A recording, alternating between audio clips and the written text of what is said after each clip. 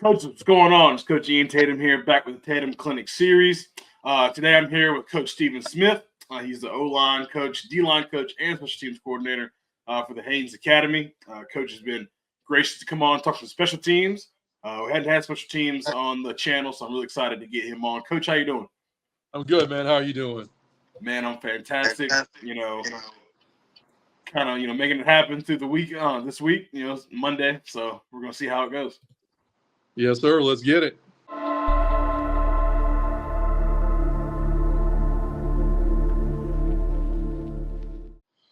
So, as Coach Tatum once just said, my name is Stephen Smith. I am the special teams coordinator, offensive line coach, and defensive line coach at Haynes Academy in Metairie, Louisiana. So a little bit about us before we get into me. Haynes Academy is the highest rated high school by U.S. News World Report in the state of Louisiana, and I think it's going on 2 years running now. We're the number 49th ranked school in the United States, and the number 49th ranked high school in the United States. Our average ACT score at Haynes is a 30. You have to test to get into the school. So that does kind of pose some problems, for us, but, we've kind of overcome those this year.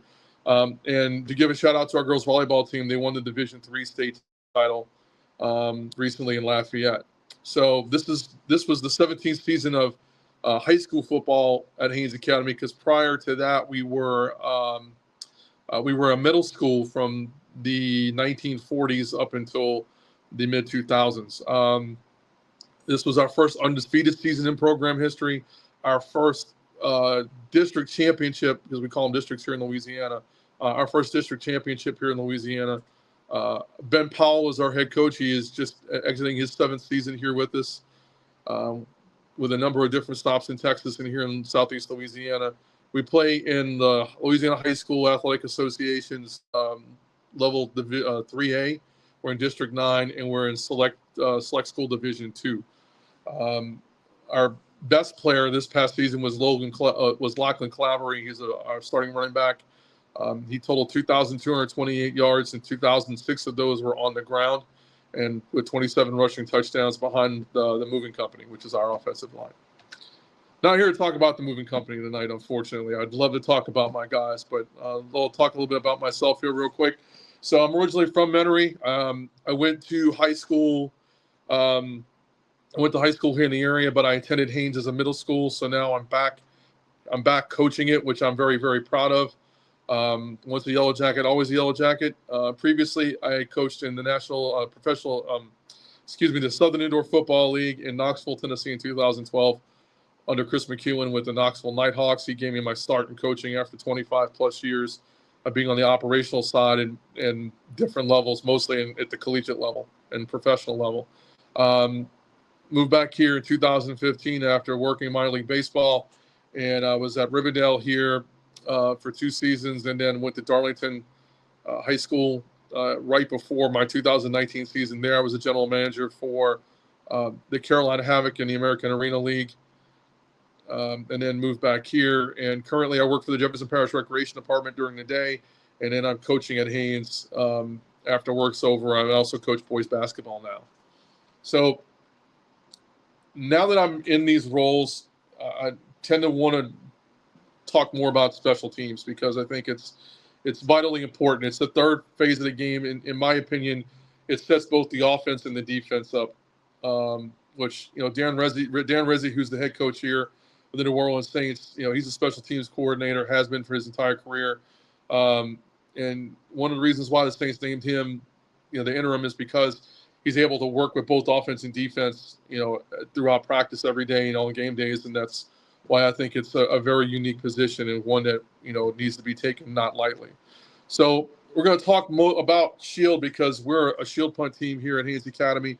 But first, let's get into some of the identification of some of the punt systems that some of y'all may use now. And we'll start with the classic pro punt. So this is what we see on Sundays. It's 2 tackles, 2 guards, a long snapper, 2 wings, a personal protector with 2 gunners out on the edges. We play A gaps, A to C gaps on both sides, just like we would an offensive or defensive line. The wing's responsibility is blocking. The personal protector is that last line of defense. You can see here. This is from 2020 with the Saints. This is before Taysom Hill really got moved into the. This is with Thomas Morstead, who's now punting for the Jets. But this and number 32 is where Taysom Hill would be now for the Saints. So this is from when I was at Darlington. This is Myrtle Beach versus Wilson High School. Back then, Myrtle Beach was what we call a tight wing. So basically, it was the two wings sitting in the A gaps with the outside foot to the inside foot of the guards, left and right, with one personal protector. Then we get into what's called a spread punt. Here, this is when I'm at Darlington. This is against, I think this is against West Florence. And they'll use kind of like a modified pro punt, but I call it spread because the wings are kind of like outside the tackle, so it's almost like playing in a double wing offense. And then we go to what we're going to talk about today is our shield punt. Shield, you're basically playing with two attached tight ends. And then we have two shield guys. One is left shield, right shield, and then the personal protector is in the middle of it. As you can see here in the drawing on the bottom here, this is LSU at Arkansas from 2020. The personal protector is sitting there with his foot just inside the alley or just outside the alley. He's usually the guy that'll call the cadence, and then the long snap happens. You can see the width of the splits here. Arkansas is in some really wide splits. It looks like 3 to 4 feet, and we'll talk about that. We'll talk about what you can do with those here in a few minutes. I call this a wide shield, and I call this a wide shield because it kind of is a hybrid of like our typical pro punt and shield, where we're putting the gunners like out on the perimeter. Now, a lot of times what you'll start to see more on Saturdays is more of a load. So we'll put more guys to one side than the other. So basically, if you're looking at that diagram, think of like just having a guard to the right of the long snapper and putting the two tackles to the left and making their splits wider with two gunners. LSU this past weekend against Vanderbilt, against Oklahoma, to close out their 2024 home season, regular season as well. They actually stacked the gunners and took one of the guys out of the shield and stacked the gunners to the left. They kind of helped them affect the coverage down the field a little bit more. And we'll get into that a little bit more as we move on. Kind of see what shield looks like at the collegiate level. This is from this past season. The current season, as a matter of fact, this is the opening game, Labor Day weekend in Las Vegas for the Classic there. It's LSU versus USC. And as we'll see here, so LSU, they've since modified. Sorry. Hold on. Here we go. Technical difficulties. So they've kind of since modified their formation here, but as you can see, the personal protector is going to be the guy that's on the inside at the shield. The shield's depth is, we'll talk about the shield depth here in a minute. You can see how wide the splits are, how they put a gunner out there. And then when they go affect the long snap, and we'll talk about personnel too, because kind of that's important as well. Affecting the coverage down the field. Fair catch right there. So now we're going to talk about I put this in quotation marks, shield in the NFL. So you can't run shield in the NFL because of the rules about having the guys on the line of scrimmage. So there's 5, you can see in the box how everything is stacked up. And this is from this past weekend against the Rams. So as you can see here, what would technically would be the middle shield guy is Taysom Hill, number 7, over the left guard, with the two shield guys sitting behind the tackles, and then the punter back at 14 yards. And as we run this, what you'll notice here, how they basically just slide their protection to the direction that they're going to kick in, and then they cover down and then are able to pin in. So we'll talk about that here in a minute as well. So now let's talk about formations. Okay, so in shield punt personnel, this is what typically I look for when I'm building my personnel. Big, at the wide receiver, what would be the Z and the X attached? Basically, tight end, big wide receiver, middle-sized defensive back, maybe a smaller, lighter tight end, and then middle skill guys, spurs, linebackers, athletic linebackers at the guard positions on both the left and the right side. And then the long snapper needs to be no shorter than 5'10". And I'll get into that, my philosophy about that here in a minute. Big wide receiver at the X, O-line, D-line guys, and then athletic linebacker, offensive lineman, fullback, athletic D lineman, and as the shield and the personal protector. So for us at Haynes Academy, what we did this year was on our line, we had all skill guys. And I'll talk about that here in a minute because it really kind of doesn't negatively affect your coverage. It could be a positive thing, but there's also a drawback to it as well. So typically what we try to do in a normal shield setting when we want to run tight is we're limiting the splits to 1 foot or less.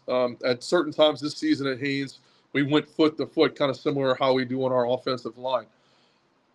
You go foot to foot when the coverage, like when basically you want to maximize the protection, regardless of the personnel that's on the field, right?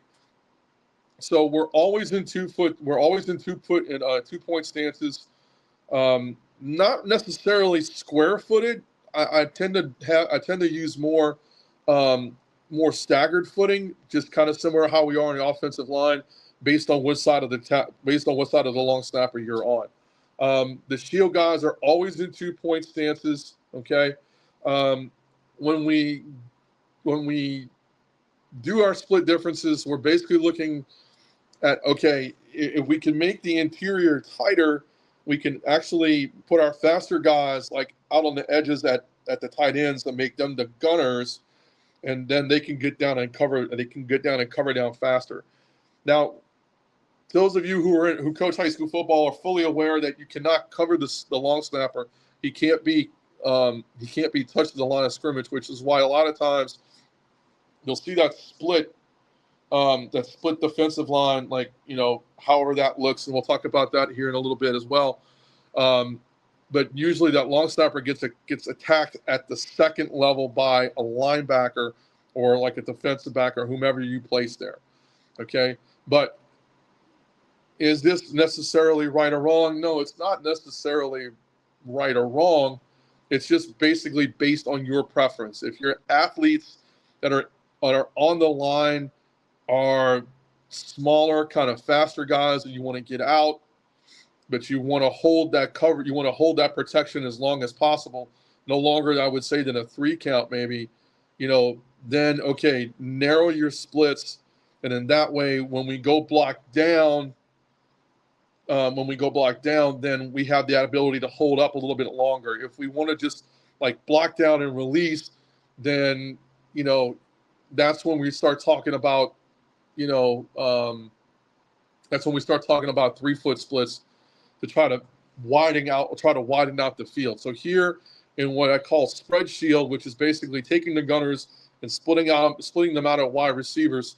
So we're basically going in 2 foot splits here, right? And then we're going to split the difference between the top of the number and the boundary side, the top of the number and the boundary side of the inside hash. Okay. So basically what that means is that we're going from the bottom of the number to the sideline, and then the top of the number to the inside hash, depending on which side of the field, the strength is to. Now, middle of the field, you can do it however you want. You can actually balance them where, like if you're like in the middle, like what I call a Memphis call, you can basically put the gunners or the wide receivers, whatever you want to call them, like down the middle of the numbers, right? But if we're more on the inside of the hash mark, and remember this too, so this is a key point here about ball placement. On your hash marks, the ball's always going to be spotted at the top of the inside hash mark. So that's kind of like a thought. It's like, okay, if I'm going to run a fake out of this, whom do I want where, and how am I going to run, my routes, or am I just going to have him run the ball and all those other things? Okay. So when we're in our wide shield, which is basically 3-foot splits, everybody's just 3 feet, toes to toes. What we want is we want toes to heels. So what I mean by that is you want the toes of your linemen just like how we are in the line of scrimmage for offense, right? So we want the toes of our linemen on the heels of the long snapper. So that will actually give us a little bit more depth in coverage when we have to go block down and get out into coverage. Okay, so let's talk about like how we're going to block this now, right? So the way we block it is like if this says backed up to the 10, okay, but the blocking that's on the left-hand side, you can basically take this and put it into effect wherever you are on the field, okay? So we're always blocking down, and we can block down to the strength of the foot, okay? So what I mean by that is, so if you have a right-footed punter and you're kicking from the left hash, you want to block down to your right and release, out to the sideline, okay? So we're blocking down to the right and releasing to the sideline. We're attacking that backside shoulder. So we're going like backside shoulder, play side shoulder, drive him out. So we're driving down. We're taking that down step to try to drive him out, and then release and shed, and then off we go into coverage, okay? Left-footed punter, it's better to have a left-footed punter kick a directional kick from the right hash than it is from the left hash, right? If we're going to have a directional kick from the left hash, for a left-footed punter, he's got to turn a little bit and punt out to the right. Same thing can be said for a right-footed punter. So if we're in the middle in punting, then the direction doesn't matter. If we're on the right and we have a left-footed punter, we're going to kick left. If we're on the left and we have a right-footed punter, we're kicking right. If we have a left-footed punter and we're on the left hash, we're going to go straight, okay? And we'll talk about that here in a little bit as well. So we're basically just trying to hold up as best as we can. We're going to down block and hold up, and then shed and release to the kick side, okay? So a split distance here, backed up, we're going to go into a tight shield, right? Whereas when we're out in the field, doesn't matter where we are, our split distance can be 3 feet or 2 feet, okay? But here it says we're backed up to the 10. And let me go back here just a second. So even if we're running spread or if we're running wide shield, okay, the toes of the shield, the left and the right shield, the toes are at 7 or 8 yards, okay, where the personal protector either to the left or the right. It doesn't matter which side the personal protector is on, okay? As long as he's behind the shield and out of the alley. The alley is that space between the inside shoulders of the left and right shield where the ball comes to the punter, okay? So he can call a cadence. The shield guys can call a cadence. It doesn't matter. It's really more so what you prefer. Excuse me. It really matters more so what you prefer as the coordinator, right? So, okay. So the heels of the punter are going to be at 13 yards. When you affect the snap, and we go into a 3-step drop, right? So it's 1, 2, drop it on 2, starting to drop on 2, drop on 3, upswing, up through the ball. We're making contact, okay? If you have a taller punter, chances are his stride length is going to affect where he finishes the kick. You don't necessarily want him to have the boot of his foot, excuse me, go like up the backside of the personal protector in the middle. Okay. We want the ball, like if this is the ball and this is the backside of the shield guys, you want the ball to kind of start doing this as opposed to doing this, right? So that's why like where the heels of the punter are is especially important, because it's where that stride length goes and he finishes the punt as to where the ball is going to clear the backs of the shield guys. Okay, which is why we put offensive linemen, defensive linemen, bigger fullbacks, bigger linebackers in the shield, because they're going to have to take on that outside rush. We've seen it. I've seen it a lot this year in our games at Haynes Academy. I've seen it a lot at the collegiate level this year. Those teams that are running shield punt, a lot of outside rush, and then you're going to ask yourself, well, why do you run shield punt if you're taking on so much rush? Because honestly, in shield punt, you don't care about the rush. What you care about is the coverage. Okay. And so what we want to do is we want to hold up at the line of scrimmage, down block, like I said, down block, attack the outside shoulder, attack the inside shoulder, down block, get out in the coverage as quick as possible. Because here's the thing. Remember, it's just like kickoff. It's a numbers game. So the more bodies you get toward the football, the more people have to come and catch up to you. Well, if you can get 8 guys to the football after the punt, your numbers of covering that punt are pretty good. But if you're holding up guys for 3 to 5 seconds while that ball's in the air and you're not getting down the field, there's probably a good chance the ball's going to get returned on you. Okay? So when we're inside the 10-yard line, okay, when we're inside the 10-yard line, looking at where the shield is, okay? So our toes are on the 3. Okay, toes are on the 3. Personal protector, okay, is going to be on the hip of the shield, okay, at the 2. And then the kicker is about 5 yards deep in the end zone, okay? Things get really hairy when we get backed up inside the 5, and like now we got to have our heels in the back line, and we're basically, you can make it really tight by having the shield up 5 to 6 yards off the line of scrimmage, or you can have them 3 to 5 yards deep in the end zone and affecting that protection a lot better, okay? Because remember, we don't really here whether we're inside the 10 or inside the 5, here is where we really want to protect, right? But when we're out in the field, like at the 20, and we're between the 20 and the 50, right? Hold up for a maximum of maybe 2 seconds, so that way you can affect your coverage. Okay, so let's see what this looks like when we're backed up inside the 5. This is from when I was at Darlington in 2020. We're playing Hartsville here, who was our rival. They were right about 3 miles down the road from us in Darlington County. And here we're backed up. So you can see our punter, his heels are on the back line. The shield depth is probably somewhere around 7 yards in the end zone. Okay. Now, this punt is not super awesomely great. I'll admit it. Okay. But James does a really good job here hanging it and getting us kind of out of danger. Our coverage gets down. And our long snapper is the first guy down. Long snapper is always the first guy down. Okay. So if I take it back here for just a second, all right. So what we want to do is with the long snapper, we want to run a void as much as possible. Okay. He's got to get out. He's got to be the first body down the field.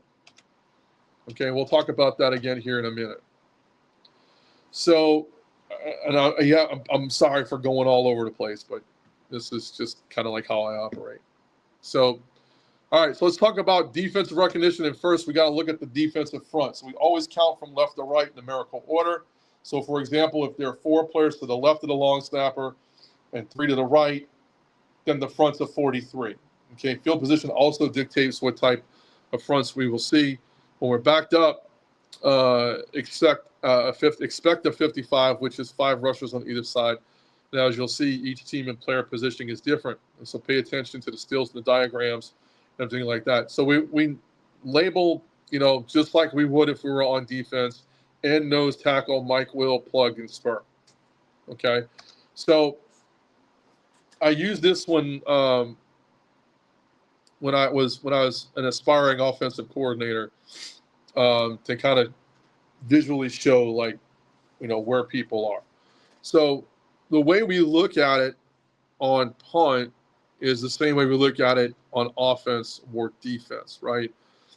So, we call it the same type of technique because they're basically playing defense against it. So we use the same terminology. We use the same gap terminology, A through D. We use the same numbering like that when it comes to the defensive line techniques. A 1, 2I, 2, 3, 4I, and so on. Okay. And then you can see on the top right there where it says defensive line positions. Okay. So our defensive line positions, like I said, we number from outside in. So 1, 2, 3, 4, 1, 2, 3, 4, right? And so what we're looking at is, what is their gap responsibility? So the spur would have an outside rush. The end, nose, and tackle are all gap rushers. And it just depends on where they're placed in the line. Same thing can be said for linebackers because we use the same terminology that we would if we were talking about linebacker play in terms of two numbers and 10s, 20s, and 30s, and so on. And the same thing can be said for the counts as well. Gap responsibilities for Mikes and Wills are A to B and minus A to B in a 10-30 technique. Their coverage responsibility is spy or take the long snapper. So basically, if you're facing a team that's basically playing like a bear front, and there's two linebackers, one linebacker is going to have to take the long snapper, one's going to have to play spy because you never know what's going to happen. Okay, so let's talk about front recognition here real quick. All right, so 32, this is us against South Florence from 2019. As you can see in the diagram below the picture, you have two 9s, 2 5s, and a 3, and they're split. They're split just like they would play. It looks like they're basically in a bear front, which they actually are. They're in a bear front against us, but the way we count it, right? And you can use this same terminology at the high school level, junior high, college. The NFL uses this kind of thing too. Okay, so you're looking like from the perspective of the long snapper. Okay, who's where, right? And so if we're looking at the left side, we're in a 50. We're in a 50. We're in a 32, right? So it's 2 ends, 2 tackles, 2 nose, a spur, which is the will, a Mike, and a Sam. So that's how we identify it. Okay, now we're in a 33, and this is against South Florence again. And now they're in a 3-man. Now they're basically in like what would be counted as 2 3-man would be a 33 front. So basically, it's a 5. You call it what you want. I call that it's a 33 for me defensively on special teams, but really, defensively, it's basically like a 4-4 with the linebackers walked up. The plug is that extra linebacker, right? So really, they do this because they know that we're not really going to block. That we're really not going to block it. So they're going to just try to drop back as many people in the coverage as they can, and throw bodies at bodies. Okay, so now we're in a 35, and this is from that game against Hartsville. Okay, and you can see they've got 5 guys on the right and 3 on the left. So, they are basically just, loading up the box. They're trying to play gap on gap. They're down here. You can see where we have the ball. It's on the 3, so they're bringing as many bodies as they can into it. Now, I gave my guys these visuals so that they can see this, so they can know what they're looking at when we're going into coverage. So let's talk about coverage. So, Willie Fritz, I am a big fan of Willie Fritz when he was the head coach at Tulane, former head coach at Sam Houston State, and at Southeastern Missouri. He was also a player there. If you saw his headshot, he has one of the most epic player headshots with that flat top he had back in the day. But when he was at Tulane, he took special pride in coaching special teams. And so I took this from him. And so what we have is, in our vertical protection, is we have ball, heavy, and force, okay? So what does that mean? So as we get vertical and get into our lanes, okay, the first two guys down the field, regardless of who they are, those are our ball guys, okay? They are to run to the toes of the returner and then try to split his crotch down the middle, okay? So the inside foot of the ball guys goes to the middle of the returner, okay? Think about it in terms of defensive, calling DBs, and like, think of it as bracketing, okay? That's basically what it is. It's bracketing the returner. Now, if they get outside the ball guys, then we go to the heavies, okay? This is the second group. Now, the second group is 4 yards back and 4 yards outside the outside shoulder of the ball guys. Okay, they're the second line in the return. If the ball guys can't catch them, then their job is to force the returner back the other way and let the heavy get them inside of 5 yards of the return. Now, if they get outside the heavy guys, then we get to the force players. The force players are 8 yards behind, and 8 yards to the outside. Okay, these are the guys who cannot allow the player to cross. Okay, they're field side players. They should be slow to cross the middle of the field. They really shouldn't cross the side. They're gonna cross. They're gonna cross the middle of the field, right? But if you push them to one direction or the other, so the responsibilities of the heavy and the force guys change, because what we're trying to do is we want the two fastest guys down the field, which are basically like the gunners. Those are generally our ball guys.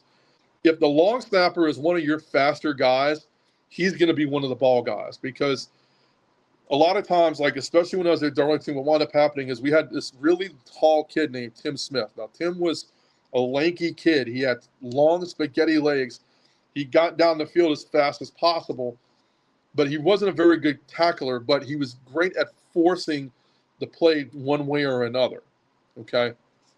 And so what we try to do with this is we want to force them to one direction or another in our coverage, right? And so the ball guys' responsibility is to force them to the heavy players, okay? The heavy players are really the guys that we want to make the tackle, right? The force players are there in case they squirt out, okay? So the biggest thing, the key rule to this is this: do not follow your color, okay? Do not follow your color. Stay in your lane and do not follow a color, right? Your color. Don't ever follow your color, okay?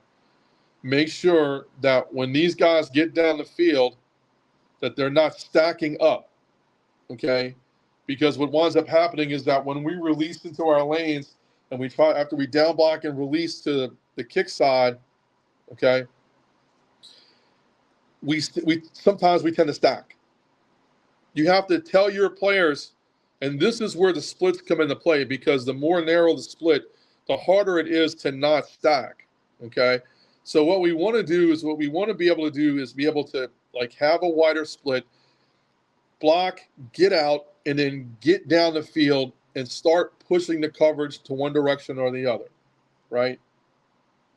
And so when we cover down like that, it's important to maintain lane discipline and not follow a color and not stack, okay? I'm sorry I repeated myself so many times, but it's very, very important. Okay, so something to think about in your game planning, okay? Where do we punt? Because it's like, okay, well, we've always talked about, like, okay, well, if I'm between here and here, we're going to punt it. Between here and here, we're going to go for it. So when I was at Darlington, Raymond Jennings, who was my head coach, was a former special teams guy, and kind of got me thinking like this, all right? So we call backed up from the 15 in. We're going to kick it. We're going to kick it no matter what from the 40 to the goal line. So no matter where we are, you know, if it's like 4th and long, we're probably going to punt it, regardless of what hash we're on. Okay, but we know for sure that between the 15 and the 40, that we're kicking it. If it's 4th and 7, And if it's 4th and 7 and it's early on in the game, we're going to punt it. Now, anywhere between the 40s is what we call open field possible. Now, what that means is that it's dealer's choice, right? If it's 4th and long, if it's 4th and short, and you need a momentum play, this is where a possible fake could happen. One of the drawbacks to running shield punt is that you can run a fake out of it, but most of the time it's better to run a pass fake out of it, because then you can run like a tight end leak.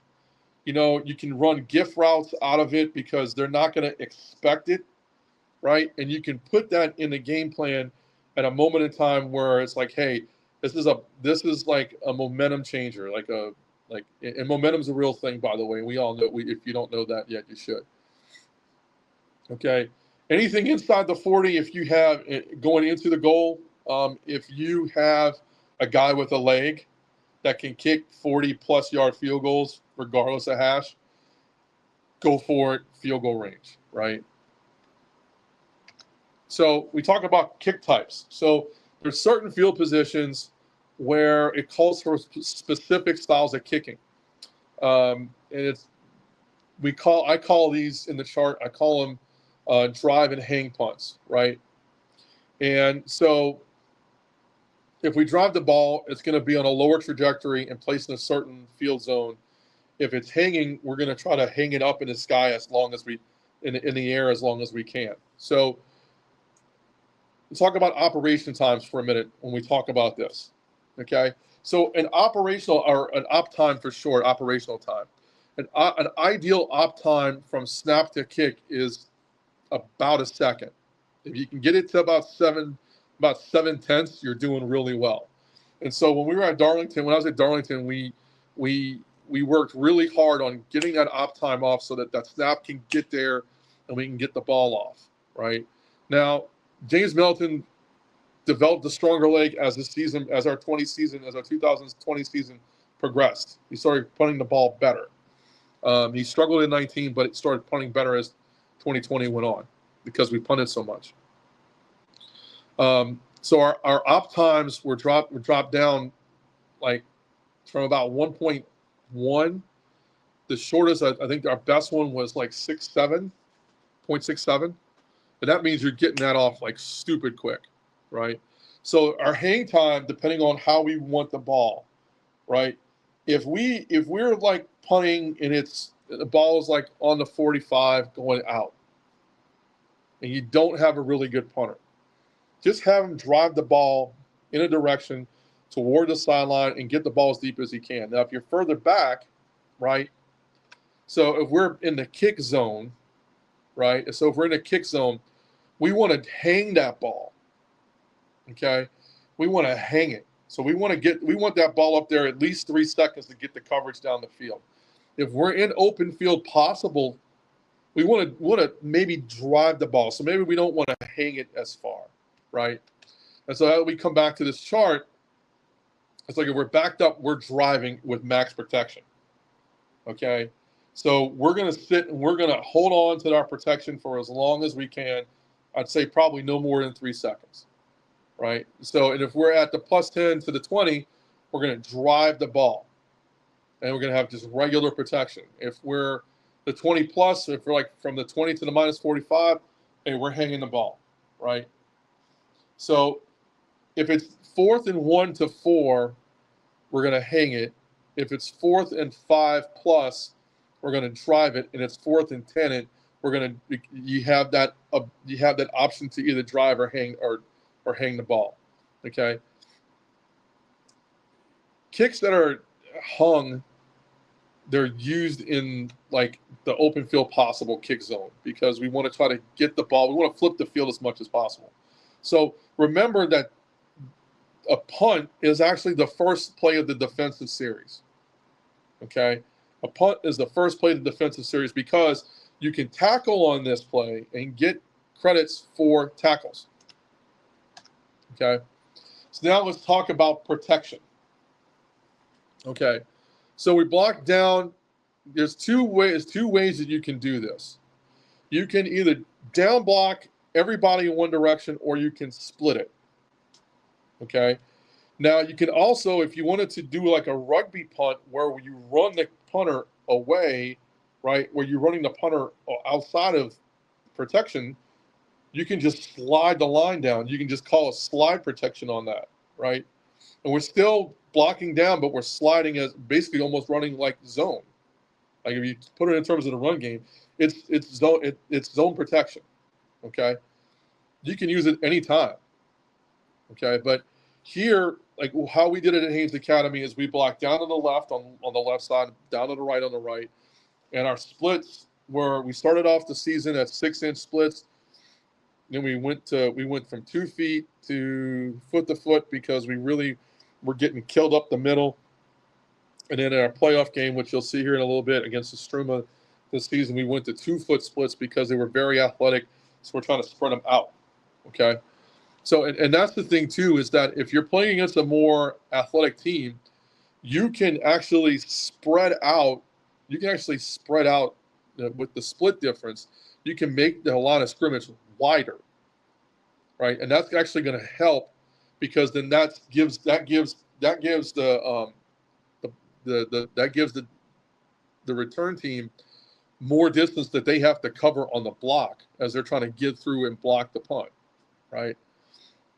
So here in the chart, it's blocked down on the left side, down on the right, and then the landmarks. So how do we get out?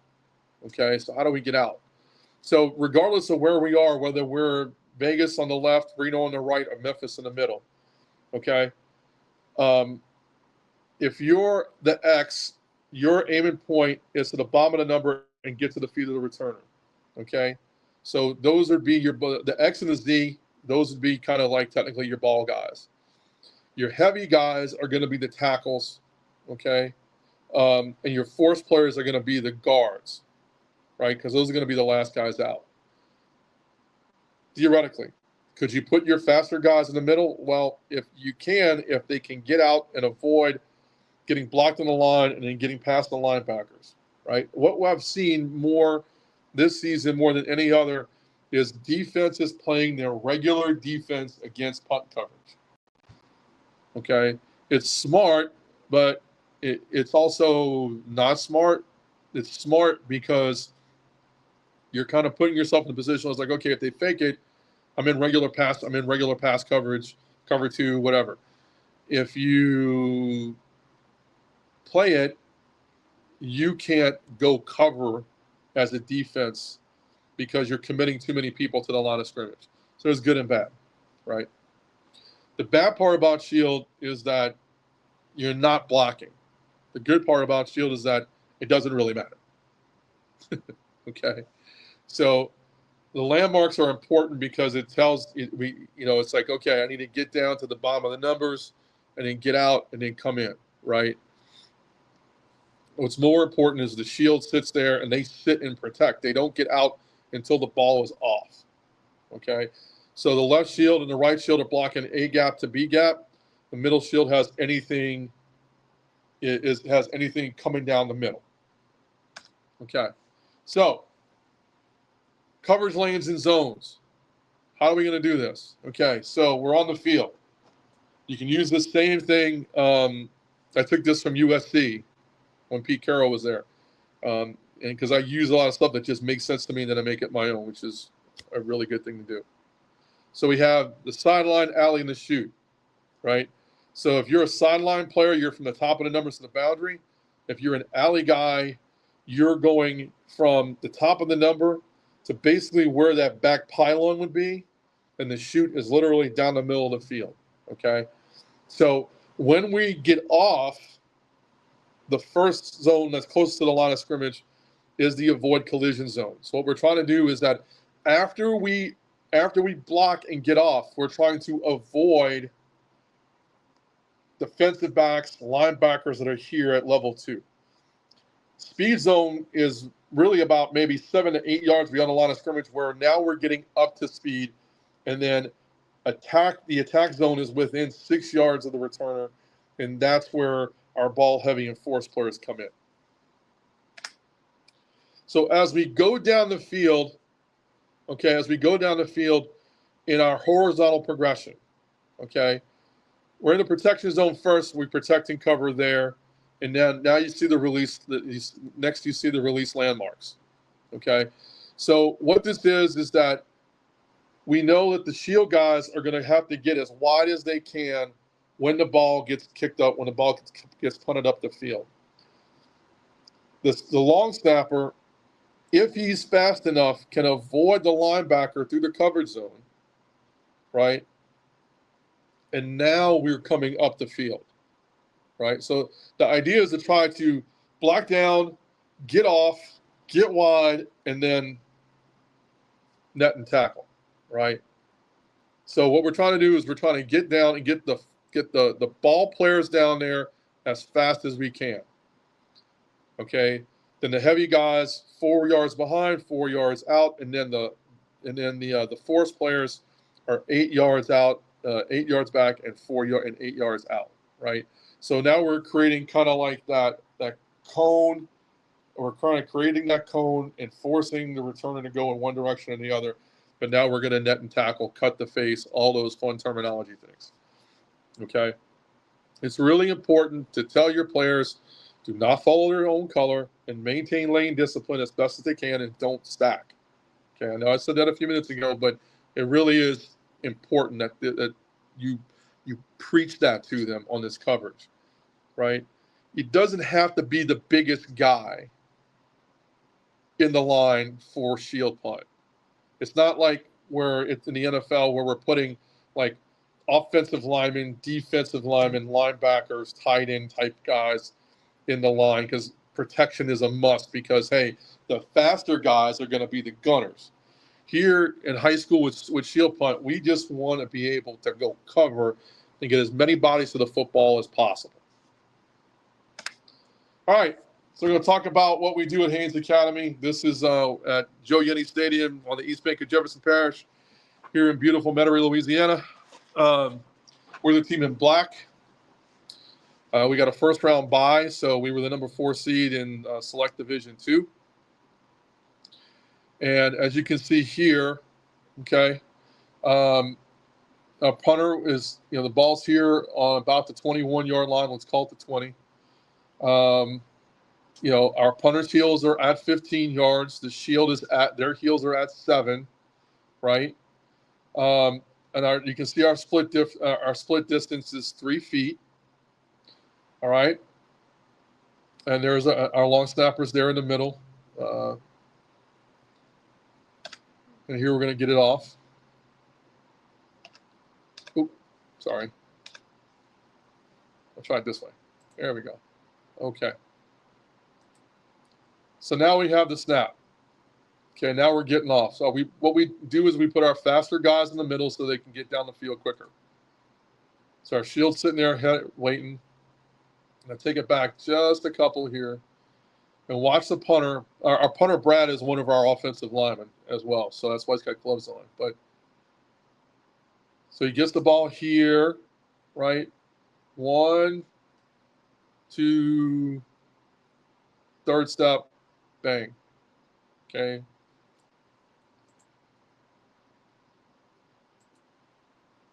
So now he's gotten off. So the shield guys are calling out the direction of the play. What the?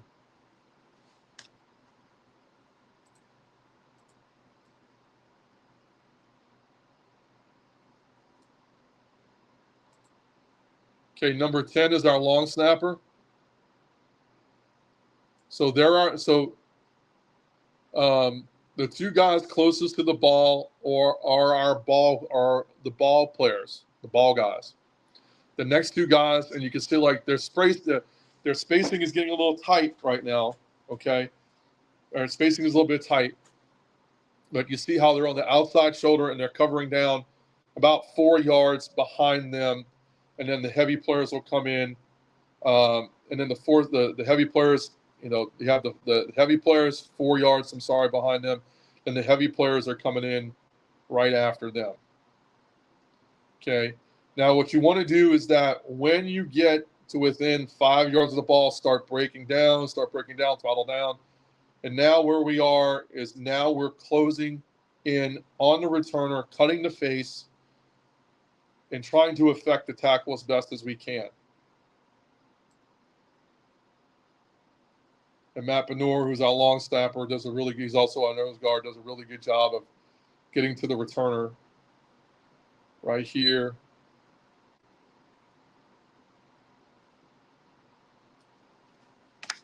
Okay, so this is our second punt. And let's talk about field. Let's talk about where we are. Okay, so you can see right here. Okay, ball's at the 40, at the 35. Brad's going to be here at the 20, 15 yards. Our shield is at 8 yards, or excuse me, 7 yards. Okay, so then as we play it,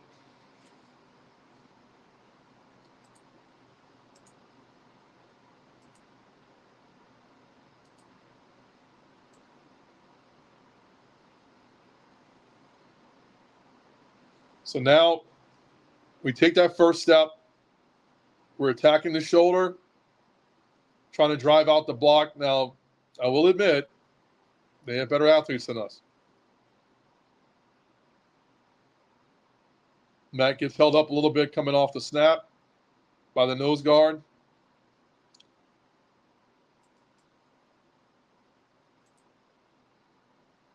And we're driving, and now we're getting down the field.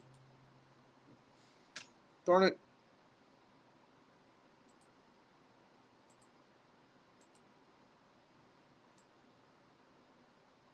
So here are our ball players. And here's our heavy guys coming. Luckily for us, the returner dropped the ball and he fell on top of it.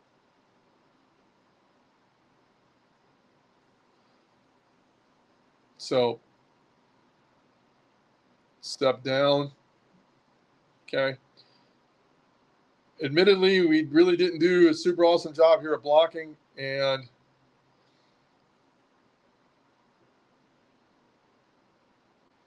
Matt's get off kind of got held up a little bit.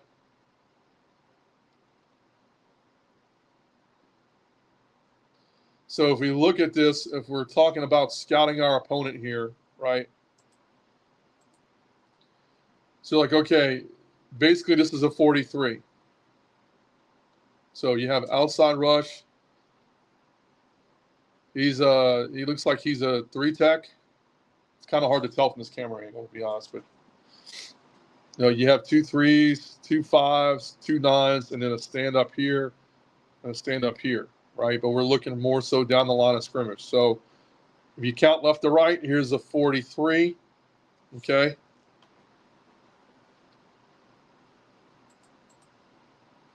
And,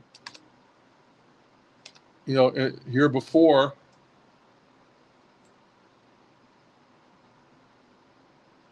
so now they're in a 34, right? That's if we're looking at defensive, if we're looking at, they didn't get down, they stood up. They scouted us very well on this.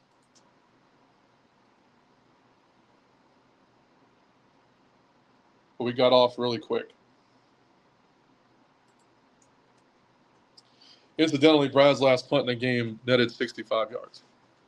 But that's because the returner didn't cover it. So that's going to do it for me. Before I get off of here, I just got to say, these are pictures of my family. I know it's kind of it's not common to end like this, but I wouldn't be where I am today without the support of my wife and my 3 girls.